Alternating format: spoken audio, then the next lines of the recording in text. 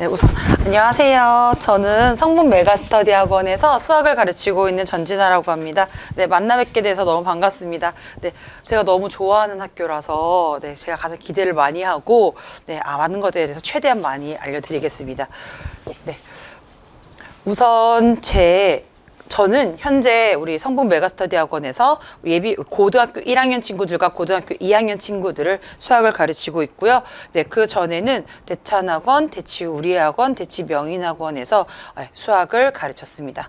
그리고 미투스 북이라고 고쟁이를 만드는 출판사인데요. 그리고 블랙라벨 여기서도 출판 및 검토위원으로 계속 몇 년간 활동을 했었습니다. 오늘 제가 말씀드릴 부분은요. 2025 변화된 교육과정 수학에 포커스를 맞춰서 설명 한번 드리고, 그 다음에 동성고가 어떻게 출제되고 있는지에 대한 경향과, 그리고 제가 아이들을 어떻게 지도하고 있는지에 대해서 간략하게 설명을 전달하겠습니다.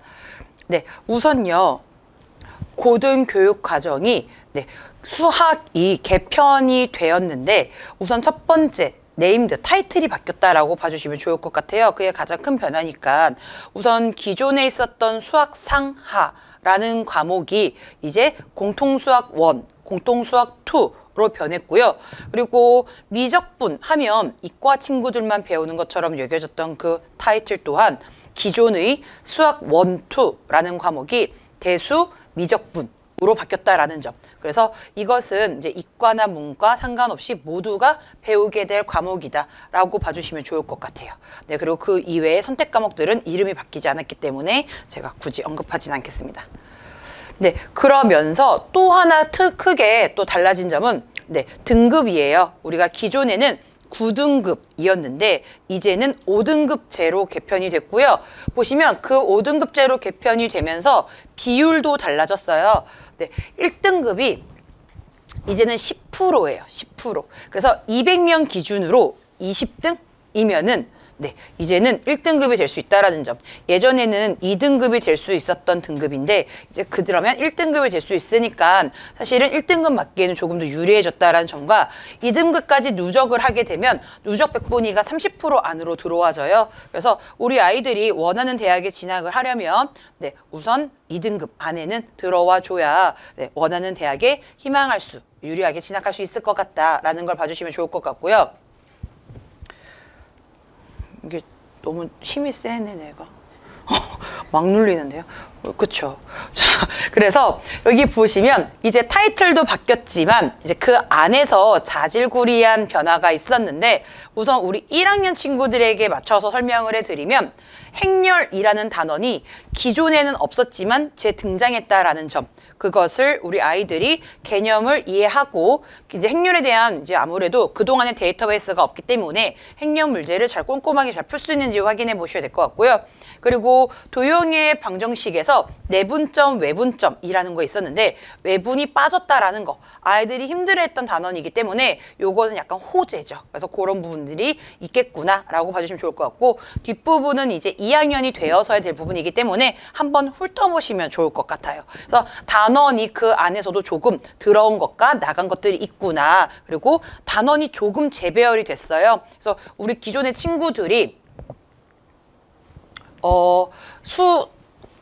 상수하로 공부를 했었다면 공통수학 1과 공통수학 2는 단원의 배열이 다르기 때문에 그것을 공통수학 1과 공통수학 2에 맞춰서 공부했는지도 한번 확인해 주셔야 되고, 보시면 알겠지만 이게 중학교 3학년 1년 동안 배웠던 단원을 제가 정리한 거고요. 이제 우리 아이들이 고등학교 1학년이 되어서 배울 단원들을 제가 정리한 거예요. 요거를 제가 적은 이유는 중학교 때 공부를 잘 했는데 고등학교에 올라오면 성적이 잘 안 나온대요 라는 거에 대해서 첫 번째 이유를 말씀드리자면, 중학교 때 동일한 공부 패턴, 공부 습관 으로 접근하면 안 된다라는 것을 눈으로 보여주고 싶어서 적었는데요. 지금 이게 중학교 여기가 이제 1학년 때 배우는, 이제 1학기 때 배우는 부분, 여기가 이제 2학기 때 배우는 부분이라고 봐주시면 좋을 것 같아요. 그럼 그 안에서도 중간고사, 기말고사, 중간고사, 기말고사 이렇게 나뉘거든요. 근데 여기 보시면 알겠지만 고등학교는 이게 1년의 커리큘럼이에요. 그쵸? 양적으로도 봐도 거의 2배가량 차이가 나고요. 여기까지가 중간고사, 여기가 기말고사, 여기가 중간고사, 여기가 기말고사 이렇게 되고 있어요. 그러니까 단원들 간의 이 문제 수가 너무나도 많아요. 배울 것이 너무 많기 때문에 이 많은 과정을 한 번밖에 안 봤다, 2번밖에 안 봤다라는 것은 결코 고득점을 맞기에는 조금 양적으로도 차이가 많이 난다. 그래서 이런 것들을 얼마나 개념이라던가 단원들에 대해서 정립이 잘 되어져 있는지에 대해서 한번 확인해 보셔야 될 것 같고요. 그러기 때문에 중학교 때와 동일한 공부량, 공부 패턴으로 공부를 한다면은 네, 사실은 맞지 않는다. 잘된 공부법은 아니다라는 거에 대해서 본인이 스스로 깨달아야 된다라는 거죠. 그래서 그것들을 한번 보여주고 싶어서 제가 넣었고요. 그러면서 네, 제가 동성고 문항에 대해서 좀 시험 요번 작년에 있었던 1학년 1학기 우리 아이들이 가자마자 보게 될 범위에 대해서 조금 설명을 해드리면 네, 총 22문항이고요. 뒤에 있는 문제는 서술형이에요. 그래서 서술형 문항과 그 다음에 객관식 20문항 이렇게 이루어져 있고 22문항이기 때문에 시간 분배로 봤을 때는 2분씩 풀면 44분 소요됩니다. 그렇기 때문에 한 문제당 풀어야 되는 속도가 굉장히 빨라야 된다라는 거죠. 네, 그래서 이렇게 한번 보시면서 제가 그 난이도 같은 경우에도 좀 적어놨는데요. 보시면 지금 생각보다 난이도가 높아요. 동성고에 대해서 기존에 어떠한 고정관념을 갖고 동성고에 대해 얘기 들으셨는지 모르겠지만 동성고는 수학 시험이 어려운 학교예요. 그래서 동성고를 입학할 친구라면 본인이 수학이 어렵거나 혹은 수학을 곧잘 했다고 하더라도 더 열심히 공부를 해줘야 돼요. 네, 그래서 만약에 수학을 조금 못한다라고 생각을 한다면 지금이라도 얼른 깨닫고 열심히 공부해 줘야 돼요. 보시면 알겠지만 상문제가 굉장히 많아요. 지금 저는 이걸 1학년 것만 써서 그렇지 사실 2학년 친구들도 가르치고 있는데 2학년 동성고 같은 경우에는요 50점만 넘어도 2등급이 떠요. 그게 현실이에요. 네, 정말 어려워요. 진짜 시간 내에 못 푸는 건 너무 당연하고 네, 문항의 퀄리티라던가 너무 어려워서 많이 힘들어해요. 지금 보시겠지만 동성고 같은 경우도 1학년도 별반 다를 거 없이 60점대가 평균이라고 봐주시면 돼요. 네, 그리고 1학기, 이제 2학기 처음이었나? 2학기 중간고사 같은 경우에는 만점자가 없었고 90점이 없었어요. 네, 90점이 없이 80점대가 1등급이었어요. 그렇기 때문에 동성고는 정말 어렵다라는 거를 알고 가줘야 돼요. 그래서 우리 아이들이 공부를 할 때 본인 수준에 맞춰서 공부하는 게 아니라 동성고의 출제율은 이렇게 내고 있으니 여기에 맞춰서 너네가 공부를 해야 돼 라는 말을 제가 너무 말씀드리고 싶었고 그러면서 제가 간략하게 설명을 해드리자면 네, 우선 저희가 보통은 다른 학교 설명을 할 때 하, 중, 상만 써요. 하, 중, 중상, 상 이렇게 퀄리를 나누는데 여기 같은 경우는 제가 나눴어요. 보시면 알겠지만 엄청 어려운 문제가 10문제 이상이라는 거예요. 그러면 이미 반타작이 날 수밖에 없어요, 평균이. 네, 그럴 수밖에 없고 보시면 알겠지만 제가 이런 말도 잘 안 쓰는데 4문제 빼고 기본 문제 없다라고. 네, 그래서 이게 정말 어느 정도 어려운지 알겠죠? 제가 말하는 저 4문제 정도를 제외하고 기본 문제가 없다라는 건 시중 문제집 우리 아이들이 많이 푸는 거 있어요. 그런 문제집에서 고난도 부분을 빼고 풀었을 때 정도의 기준을 저는 기본이라고 생각을 하는데 그 정도예요. 딱 그 정도 친구들은 4문제 10문제 맞기 힘들고요. 이러한 상황은 실제 동성이든 혹은 예를 들어 경신이든 비슷해요. 별반 차이 나지 않아요. 거의 이게 트렌드예요. 고등학교에 10문제 이하로만 쉬운 문제 낼 거야. 나머지는 너네들의 능력을 보여줘 라는 게 고등학교의 자세이기 때문에 저희는 그거에 맞춰서 공부를 해야 되고 개념이나 기본 공식은 그냥 넌 알고 있겠지가 거의 디폴트고 개념 심화 공식도 다 알고 있니예요. 보통 곱셈 공식 하면 저희 아이들은 기존의 대부분의 아이들은 2차에 관한 곱셈 공식 이해하고 있고 3차에 대한 곱셈 공식 정도는 알아요. 뭐 예를 들어서 A 플러스 B의 세제곱이 뭐야? 라고 하면 술술술 외우는데 동성고는 A 5제곱, B의 5제곱, A 7제곱 더하기 B의 7제곱까지도 유도할 수 있는지를 물어봐요. 그러니까 기본 개념은 그냥 알고 있어야 되고 그걸 바탕으로 더 난이도 높은 것들을 너가 풀 수 있니? 라고 물어보는 학교이기 때문에 거기까지도 아이들이 학습을 해야 된다라는 점, 이 점을 절대 모르고 가서는 안 된다라는 점에 대해서 말씀을 드리고 싶었고, 작년도 같은 경우에는 함수를 많이 냈었어서 당연히 함수가 많이 나오겠지. 동성고는 부교재처럼 프린트를 줘요. 각 단원마다 프린트를 주는데 그 프린트가 난이도도 높아요. 난이도 높아서 한 장에 4문제 정도 들어가져 있는 프린트를 줘요. 그것을 이렇게 줘서 우리는 이런 출제를 할 거야 라는 거에서 알려줘요. 근데 보통 함수를 제일 많이 줘요. 그래서 아, 함수가 제일 많이 나오겠구나 생각을 하고 함수를 많이 풀렸더니 네, 대수에서 시험이 나오는 거죠. 이런 식으로 출제가 어떻게 될지를 미리 예측하는 건 사실 조금 위험이 있어요. 특히 그거에 맞춰서만 공부를 한다면. 하지만 그 출제를 그 경향을 보면서 저는 이제 아이들에게 그 부교재나 프린트를 풀릴 때 풀리기도 하지만 이 출제자가 선생님이 좋아하는 스타일이 뭔지를 아이들에게 말해줘요. 자꾸 이런 문제만 내는 걸 보면 선생님은 그래프를 다루는 걸 좋아하는 것 같고 그냥 기본의 그래프가 아니라 자꾸 절대값이라는 거나 변형을 쓰는 걸 보니 너네가 여기까지도 공부를 해야 될 것 같다. 그러면서 1차 직선을 가지고선 절대값을 씌워보기, 2차를 가지고도 절대값을 씌워보기, 그것들을 합성해서도 절대값을 씌워보기, 이런 식으로 다양하게 미리 연습을 하고요. 보통 부교재나 프린트를 줬다고 해서 그걸 절대 달달달 외우진 않아요. 저는 프린트는 이러한 출제를 하겠다라는 걸로 보지 그것을 외워서 공부시키는 방법은 제가 원하는 건 아니에요. 그래서 저는 절대 한 문제를 N회독하는 건 그거를 해설 느낌으로 본인이 체화하고 싶어서 하는 건 오케이. 하지만 공부 실력은 쌓지 않고 암기로 할 거야 라는 것은 저와는 맞지 않는 공부 방법이라고 봐주시면 좋을 것 같고요. 모의고사 킬러 문항을 굉장히 잘 출제해요. 소위 말하는 30번 문항을 동성고는 굉장히 좋아야 한다는 점과 그걸 동일하게 내는 학교는 아니에요. 그래서 모의고사를 풀어봤다라고 해서 거기서 안주하면 안 되고요. 모의고사 변형 문제를 다뤄봤는지, 모의고사를 통해서 본인은 그 속에서 어떠한 단원들이 보이고 있는지를 보셔야 돼요. 그래서 그런 것들까지도, 그러니까 단원과 단원의 융합을 굉장히 좋아하고 킬러 문항을 곧이 곧대로 내지 않는다라는 점. 그래서 동일한 도형을 배워도 사다리꼴 하나를 배워도요. 사다리꼴을 휘어도 봐야 되고요. 뒤집어도 봐야 되고요. 둘레를 구하는 공식, 넓이를 구하는 공식까지도 본인이 다 해봐야 돼요. 그래서 그런 것들을 평소에 한 문제를 가지고도 다양하게 공부를 시킨다라는 것까지 준비가 되어져 있어야 동성고에서는 좋은 점수를 받을 수 있다라고 저는 생각을 합니다. 그래서 우리 중학교 때 공부를 잘했던 친구들 중에 고등학교 와서 성적이 안 나오는 친구들은 제가 봤을 땐 우선 우리 아이들이 고집이 조금 셀 때 그래요.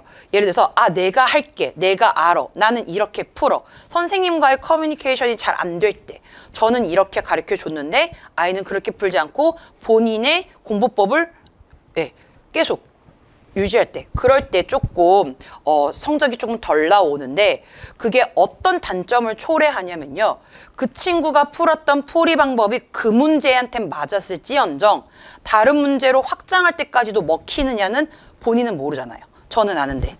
그렇기 때문에 만약 저와 공부법이 다르고 푸는 스타일이 다르면 제일 좋은 건 두 가지를 동시에 학습하는 자세를 갖는 게 좋은 거예요. 나랑 다른 풀이가 저런 게 있구나라는 걸 본인이 습득하고 자기 풀이도 고수하고 그거에 대해서 저랑 물어보는 거죠. 선생님, 저는 이렇게 풀었는데 이건 안 되나요? 라고 했을 때 제가 되면 된다. 근데 이 문제는 예를 들어서 실수라는 바운더리에서 먹히지만 자연수까지 끌어오면 안 될 수 있다. 이런 얘기들을 같이 하면서 왜 안 되는지, 네 풀이가 왜 되는지에 대해서 설명을 해야 되는데 그냥 무작정 선생님 말을 잘 안 듣거나 고집. 선생님은 설명을 하고 있어도 본인이 막 풀 때, 그렇게 신나게 풀 때는 집에서 숙제할 때 하면 되는데 꼭 이제 학교 수업 시간에 제 설명 안 듣고 하는 친구들이 있어서 그런 것들이 조금 아쉽고, 그리고 우리 아이들이 중학교 때랑 똑같은 공부를 할 때, 중학교 때 이 정도 공부했고 이 정도 시간 했으니 괜찮으니까 지금도 약간 조금 놀면서 공부를 덜 할 때, 그럴 때 보면 입시, 저희 이제 예비 수험생은 그 정도의 공부로는 택도 없어요. 아까도 말했지만 보통 중학교는 평균이 80점대로 형성이 되게끔 시험이 출제가 되지만 고등학교는 만점자가 다수 발생하면 자칫 잘못하면 1등급이 없이 올 2등급이 뜨는 상황이 생기기 때문에 무조건 킬러를 낼 수밖에 없어요. 그래서 기존 같은 경우에는 뭐 예를 들어서 전교 7등까지가 1등급인데 만점자가 다수 발생했거나 혹은 한 개 틀린 애들이 우르르 발생 10명 되면요. 그 10명이 다 2로 떠요. 그럼 이게 안 되잖아요. 그러다 보니까 학교에서는 어렵게 출제를 하는 거예요. 1등급 애들이 1등급을 맞을 수 있게끔 네, 혹시라도 운이 좋아서 맞지 않게끔 서술형도 꼽아내는 거죠. 풀이가 조금이라도 틀리면 점수를 깎아서 아이들이 1등급을 유지할 수 있게끔 줘야 되기 때문에 항상 어렵게 낼 수밖에 없었는데 이제는 5등급제로 바뀌었기 때문에 1등급과 2등급의 비율이 많아졌으니 이제는 조금 쉬워질 수도 있는데 이걸 섣불리 판단하기는 어렵다. 그러니까 우리는 기존의 그대로 어렵게 공부를 하는 게 맞는 것 같다라고 생각을 하고요. 그리고 언제까지나 여기 지금 배우고 있는 중간고사가 끝이 아니기 때문에 멀리 수능까지 본다면 어렵게 공부하는 게 좋다라는 거죠. 그리고 우리 아이들이 그런 고민, 이제 어머님께서나 아버님께서 이런 고민 할 수 있는데 우리 애는 기초가 부족하고 잘 아는 수학을 싫어해서 난이도 있는 수업을 못 들으면 어떡하죠? 라고 물어보실 수 있어요. 근데 저는 우선 반 수업을 깔 때 그레이드를 나누지 않고요. 참고로 지금 예비고1 아이들을 상대로 B반을 맡고 있어요. 여긴 지금 그레이드가 나눠져 있거든요. 근데 우리 B반 아이들은 현재 고쟁이를 풀어요. 되게 신기하죠. 네, 우리 아이들이 원래부터 했던 건 아니고요. 저는 어떻게 가르치냐면 기본 개념을 설명하고 이 개념을 토대로 기본 문제를 설명하고 기본 문제를 토대로 이제 필수 유형을 설명하고 이 필수 유형이 어디까지 확장될 수 있는지를 보여주는 거예요. 그러니까 한 페이지 안에 기본, 그다음에 필수, 그다음에 심화, 응용, 이렇게 추론까지 들어가져 있으니까 아이들이 한 문제를 풀어도 아, 이 개념은 이렇게 파생이 되는구나 라는 게 흐름처럼 보여지는 거죠. 그러다 보니까 자연스럽게 흐름처럼 한 단계 한 단계 한 단계 올라갔더니 애들아 이 마지막 문제 사실 고쟁이 스텝 2야. 풀어봐. 이렇게 했을 때 아이들이 굉장히 열정을 갖고 풀어요. 나도 할 수 있다. 약간 이런 식으로. 그래서 저희 아이들은 지금 현재 낮은 등급임에도 불구하고 네, 상당히 높은 수준까지도 같이 공부를 하고 있고 우리 아이들도 겁을 먹어서 그러고 이해를 잘 못해서 그렇지 이해가 되면요. 다른 문제들을 욕심내는 건 그거는 되게 아무 일도 아니에요. 그래서 우리 아이들에게도 많은 기회를 줘야 되고 어차피 동성고는 어렵게 출제되기 때문에 본인이 맞는 실력만 공부해서는 어차피 점수가 잘 나올 수가 없어요. 그래서 출제자의 시선에 맞춰서 공부를 해야 되고 어려운 문제를 직접적으로 최대한 많이 노출시키면서 아이들이 시험장에 가서도 이질감 없이 풀 수 있어야 돼요. 그렇기 때문에 저는 언제나 누가 와도 쉬운 것부터 어려운 것까지 스토리 있게 가르친다라는 거. 그리고 우리 아이들도 기존에는 다른 이제 등급이 나눠져 있는 반에서 공부를 했을 때 그러면 백날 낮은 등급 있는 친구는 쉬운 문제밖에 못 풀어요. 그렇기 때문에 그런 것들에 대한 좀 애로사항을 제가 조금 네, 우리 밑에 있는 친구 또 등급을 나누는 게 아니라 동성고에 왔으면 동성고에 입각한 문제들을 풀어야 된다. 그리고 그런 문제를 풀 수 있는 시선을 알려줘야 된다라는 생각으로 가르치고 있고요. 네, 그러면서 여기는 잠시 읽어주시면 좋을 것 같고 제가 이제 동성고 시험에 나왔던 건데요. 이거 이제 동성고 15번 문제고 이제 저희가 같이 공부했던 문제예요. 이거는 제가 이제 시험지였고 이거는 프린트에도 사실은 안 나와 있었어요. 부교재에도. 근데 제가 이제 아이들한테 그 이제 학교에서 나눠준 이제 그 프린트를 보고선 부교재를 보고선 아 이런 거 나올 것 같은데라고 하면서 알려줬었고 아이들도 아는 거 나왔다고 굉장히 좋아했고. 그다음에 이런 부분도 보시면요. 상당히 유사하죠. 상당히 유사한데 지금 요 문제 같은 경우도 아이들이 엄청 어려워했었어요. 그래서 이런 것들까지도 지금 이게 1학년 1학기 문제이기 때문에 진짜 당장 저희가 우리 아이가 첫 시험 볼 때 이런 것들이 나올 수가 있어요. 근데 이런 문제가 보통은 다 각 학교마다 2문제 정도밖에 안 나오는데 동성고는 한 이런 문제가 한 7개 정도 나온다라는 거죠. 그러니까 진짜 평균 점수가 낮을 수밖에 없어요. 그래서 이런 것들을 평소에 공부를 했는지 지금은 본 적이 있는지 없다면 지금부터라도 봐야 된다라는 거죠. 우리 아이가 이렇게 등급이 나눠져 있는 곳으로 간다면 낮은 등급에서는 절대 볼 수 없을 거예요 아마. 예. 근데 저희 친구들은 제가 아까도 말했지만 제가 등급을 나누지 않고 가르치기 때문에 다 보고 있는 거. 동성고 보시면 4차거든요. 이거 4차예요. 우리 아이들 A제곱 더하기 B제곱 더하기 C제곱은 할 줄 알지만 4차 같은 경우에는 겁먹을 수 있거든요. 그래서 이런 것도 가르칠 때 뭐 예를 들어 10차가 나와도 상관없어요. 제곱에 5제곱, 제곱을 써면 10차 풀 수 있고요. 4제곱도 제곱을 구하면 제곱의 제곱이기 때문에 어렵지 않다라는 거. 근데 이거를 평소에 느껴서 아 그렇구나 할 텐데 시험장에 보면 안 외웠는데 혹은 안 배웠는데 하고 포기 이렇게 된다는 거죠. 그리고 우리 아이들 굉장히 긴장을 하고 보기 때문에 한 번 말려들면요 뒤에 거 다 못 풀어요. 그래서 그런 것들까지도 저희가 다 평소에 공부를 해줘야 된다라는 말씀을 드리고 싶었고 이것도 지금 보시면 네 똑같이 나왔다라는 거를 제가 보여드리고 여기다 썼습니다. 저는 우선 아이들을 아까도 말했지만 등급은 전혀 상관없고요. 우리 아이가 어느 정도 이해했는지에 따라서 제가 이제 문제를 가리키는 스킬이 다른데 우선 첫 번째 아까도 했지만 한 페이지 내 안에 그 친구가 기본적인 수학의 개념 정의를 알고 있는지를 먼저 확인을 해요. 그래서 그 문제를 풀었어. 그 문제를 풀고 나면 이제 오케이 넌 지식이 있으니까 이제 문제를 풀 건데 내가 단원이랑 단원을 연결해 볼게. 1단원과 2단원을 믹스해서 공부해 볼게. 1단원과 3단원을 믹스해 볼게. 다항식의 나눗셈과 이차 함수를 내가 합쳐 볼게 라는 설명을 하는 거죠. 이제 뭐 그런 문제를 풀어요. 그럼 애들이 나 이제 좀 할 줄 아는데 라고 해요.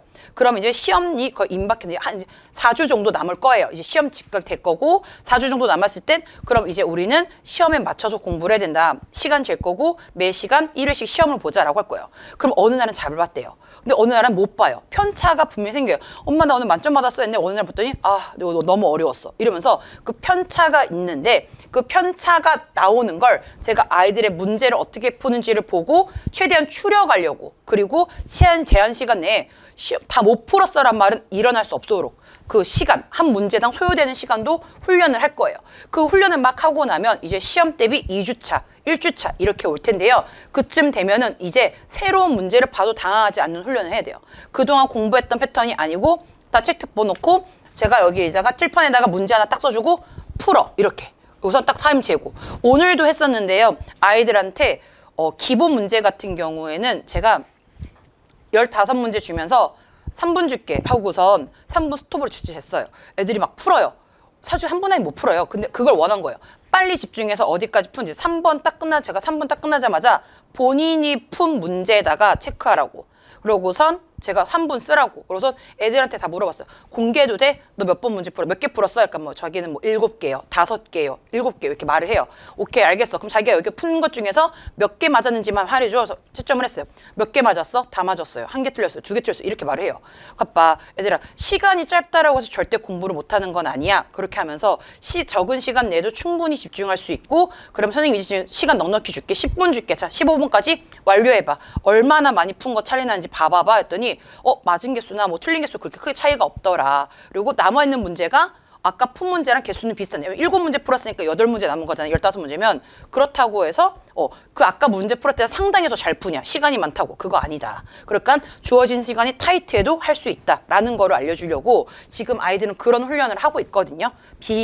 비반인데도. 예. 그래서 그런 것들 아이들이 안 해본 경험들을 충분히 시험 가기 전까지 해준다라는 것. 그리고 모든 교재는 자체 교재예요. 네, 그동안에 제가 이제 검토도 하고 문제를 만들면서도 이제 그 노하우를 바탕으로 동성고에 맞는 문제를 제작해서 동성고 반 아이들에게만 줄 거예요. 그래서 저는 이제 딱 시험 이제 3월이 시작하게 되면 동성고 아이들만 묶어놓고 동성고에 맞췄던 그동안의 이제 기출이라던가 부교재들 추합해서 이렇게 추세가 나올 거야라는 걸로 동성고에 맞춰서 자체 교재로 진행을 할 거고 여기 보시면 알겠지만 저는 항상 시험 볼 때 무조건 주관식이에요.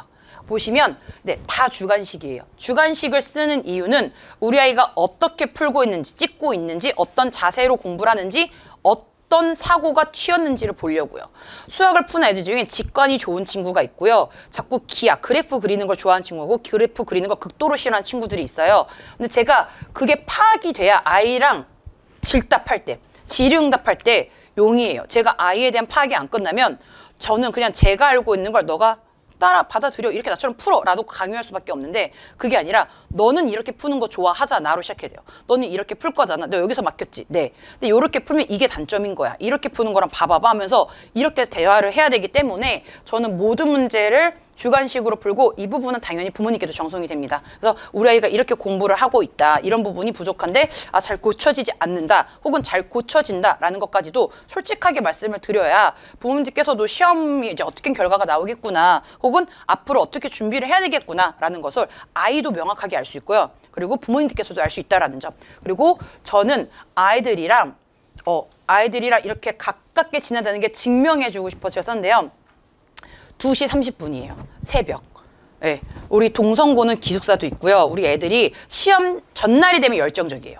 갑자기 시험 전날이 되면 열정적이어서 시험 전날에 막 공부를 한대요. 본인이 밤을 샐 거래요. 몬스터를 사들면서 자기는 밤을 샐 거래요. 그렇게 연락이 와요. 그럼 알겠다. 기다리고 있겠다. 그러면 질문을 해요. 그래서 다 모르겠는데 막 이렇게 해요. 그러면 제가 뭐 모르는 것만 써줘요. 써주다가 모르겠다. 아까도 이렇게 막 그래프 그리는 거 동성고 같은 잘 나오잖아요. 그래서 모르겠다면 막 제가 이렇게 써주면 몰라 해요. 그럼 저는 이제 바로 줌 키라고 혹은 영상통화, 페이스타임 해가지고 그런 게 솔직히 진짜 많아요. 진짜 많고 그래서